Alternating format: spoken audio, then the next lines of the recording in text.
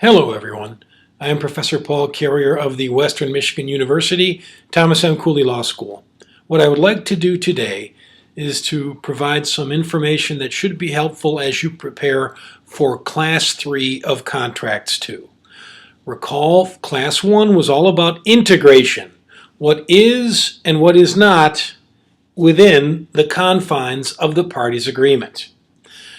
Class 2 was all about interpretation. Having decided the integration issue, whether there was any clause, whether there was any term within the agreement as it's constituted, and whether any of those clauses, contracts, phrases were ambiguous. And if there was an ambiguity, who took care of that problem and how it was done. And there were several steps. Recalling the main goal is the intent of the parties.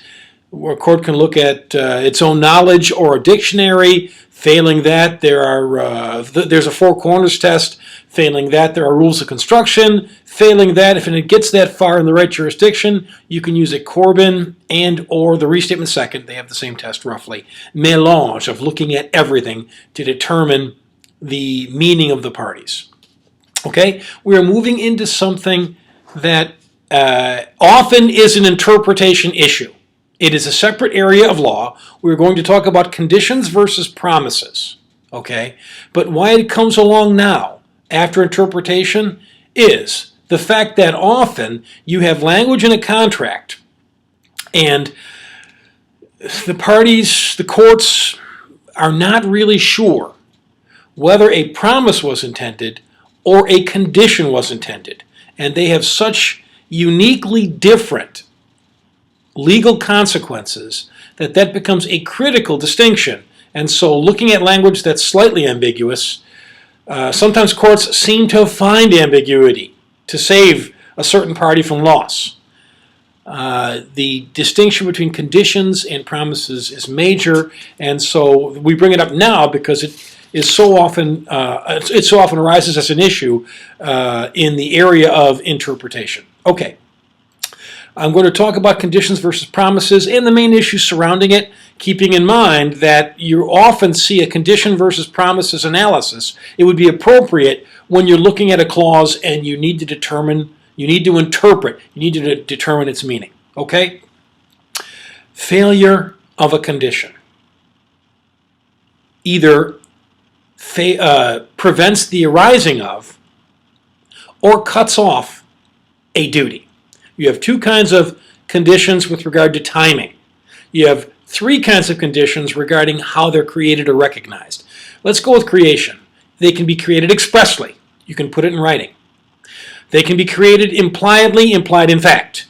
The parties worked in such a way that it's clear that a condition was intended based on the activities of the parties leading up to the finalization of a contract that didn't include the language, but the facts surrounding the entire operations indicated that there should be a condition. And the final was implied in law. A court finds a reason which may not necessarily be implied from the facts of a particular set of dealings, but is such a common idea, such a common requirement, such a common practice, in fact almost a trade usage, that would definitely become a part of the contract, even if the parties never put it in writing, even if the parties never discussed it, acted in accord with it, etc., etc. But it's just so important a court feels comfortable in implying, in law, that kind of a condition. And I'll try to give an example, at least in class. Okay, so we just talked about the three ways that they are created. Let's talk about their timing. You could have a condition precedent, and what that does is it gives the party with the right of the condition not to perform at all until the condition is met. In other words, until you deliver the bicycle, my duty to pay you never arises. So without this being done, I have no duty. Okay? A condition subsequent works differently. The duty on both sides has basically arisen. However, the failure of a condition subsequent would cut off further obligations of a party. So for example, I am a contractor building something for you. You are paying me over time as I fulfill certain parts of the construction process. So my duty to perform is there. Your duty to pay me is there. But your duty to pay a final payment, for example, could be a condition subsequent. Unless you finished a final product with approval from the building inspector, my duty to pay you any further payments is cut off. Okay, so you see that the duty was arising, but it can be cut off at the back end. There is a rule of a convention, and you'll see this in the materials. It's in restatement, I believe it's in the restatement second, but it's also something that is implicit in the UCC in its Article 2, where language is not clear on whether a condition precedent or a condition subsequent is intended. If at all possible, under the facts, the construction is preferred that it is a condition concurrent. In other words, I hand you the money when you deliver the bike. Nothing comes before or after, but it is at the same time. So the default, if it's not clear and it's factually possible, is a concurrent satisfaction of the conditions. You get the money, I get the bike, we both walk away. We could set it up separately. I don't have to pay you unless you deliver the bike by Friday. You don't deliver by Friday, I don't have to pay you. Okay? So there's no idea of a concurrent swap. Condition subsequent. I pay you half now, and I'm paying you the rest over time. If you don't deliver it properly, I can stop paying you. My duty to pay you further ends. And of course, there might be the possibility of me getting back any prior payments as well if I never get the bicycle. So see if you can get your minds around the timing aspect as well. One of the big things is whether you have a language of a condition or language of a promise. And here's, I told you that if there's a condition, it either prevents a duty from forming or it cuts off a duty, okay? And if it does that, the party on the other side loses, and that we call a forfeiture. The law allows, if it's clear, but does not like forfeiture, and will construe against forfeiture. What the court can do is treat something that's not quite clear as a promise. If a promise is breached, the other side must continue to perform, but he or she is entitled to damages. So if I perform properly and paint your garage relatively well, and I promise to paint it well, and I do something wrong, you can't stop paying me. If it was a condition, final, full, excellent painting, maybe you wouldn't have to pay me. But if it's a promise, then I paint, I don't do it quite right, you have still got to pay me. But you can hold some money back for my breach. Okay? So you see how if it's a promise, both sides are likely protected because each gets something. With a condition, somebody's free and clear. And with a promise, neither side's free and clear, and you negotiate out the breach by compensating with damage. So when you see conditions, always look to see whether or not it can be construed as a promise. And in fact, that is a rule of construction, where something that is a condition or a promise is not clear, courts prefer to construe it, to interpret it as a promise or a set of promises. And the reason is because that then avoids forfeiture. Both sides then have to perform. One side may have some lowering of performance due to the breach, due to the right to some damages, but there still has to be performance on both sides. And you can see how that is commercially efficient, okay? Mind you though, if it's very clear, right? If you do properly write a condition, and this is a transactional lawyer's friend, if you're extremely clear on conditions, then you can prevent a duty from arising or you can have it cut off. If you're not clear, expect that it's going to be turned into a promise. As a transactional lawyer for quite a few years, I used to work in areas in large international contracts where you would have representations and warranties, which were promises. For example, each side will work in good faith to reach the proper result. You would also have conditions.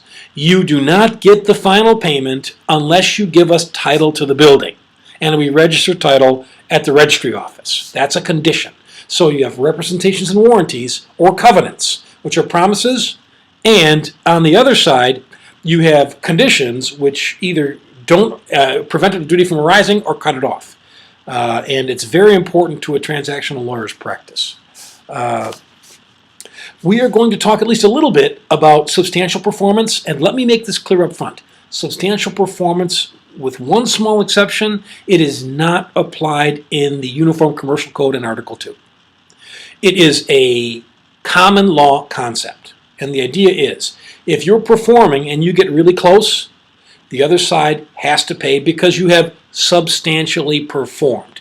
Maybe your amount of payment is reduced for the damages you may have caused, but if there's substantial performance, that's treated as contractual completion, but it still allows the other side some damages for whatever failure you did. If you don't substantially perform, you might get nothing.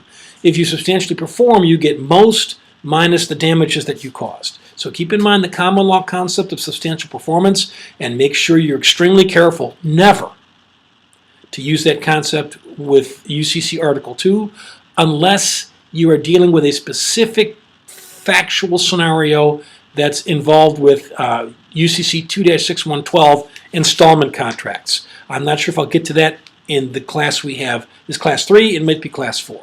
Who decides with regard to whether something is a condition or a promise? Again, it looks like it is the judge. The judge looks to interpret because it's difficult to trust a jury with the interpretation of a contract of this nature. It's seen as something so esoteric and difficult that we can't trust a jury. So keep in mind a prejudice in favor of having the court decide it and not a jury. Exactly what it meant, exactly what its terms are, what its parameters are, might be a jury question, or the bench, if it's a bench trial, the court is the fact finder. But if it's a jury trial, it's the jury. Some of that might get to the jury, but the upfront decision, whether it's a condition or a promise, probably done by the court, not by the fact finder. And it's done as a matter of law. It may be substantive law, not evidentiary, and yet courts take care of that part of it, not juries. Another rule of construction, expressio unius est exclusio alterius. The expression of one thing is the exclusion of others. We did actually mention that, I believe, in week 2 with regard to interpretation and rules of construction. Again, it shows its ugly face for class 2. Okay, very quickly with regard to some cases. The Howard versus Federal Crop Insurance case, that's where something looks like it might be a condition or a promise. The courts treat it as a promise, not a condition, because it would have led to a forfeiture. Jones Associates versus Eastside Property, same kind of thing. It would have, if it was a condition, it would have led to forfeiture. And which party, would the other side allow a condition so it didn't get paid? Would it take that risk? Probably not. So the court decided that that was a promise, or at least part of it was a promise. And so they were allowed to get paid minus some damages. In Bright versus Ganes, we had, that deals with a question of law. Is the condition, is your employment conditioned on you doing the right things? And if you do the wrong things, you're terminated. Okay? Who decides that? The court decided that the court did, because there was no factual question that this was unacceptable employee behavior, by the way. Gray versus Gardner deals with oil, a whale oil being delivered at a certain time in a certain location. And the big issue there is the distinction between a condition precedent and a condition subsequent, because the burden of proof changes based on whether it's one or the other. Note that the material after that covers some information that moves us away from this burden shifting from the plaintiff to the defendant. Okay, but keeping in mind this condition aspect, condition preceding versus condition subsequent, at least at common law, has a burden of proof shifting. If it's a condition precedent, you have to prove that you did it before I have to pay. If it's a condition subsequent, I have to prove you stopped doing it so that I don't have to pay anymore. And again, today the courts seem to be moving away from that, and we see that, I believe, in some restatement second information plus a note. Okay, we will talk about some other things that are somewhat related, including some substantial performance in class 4, and I'll see you in class.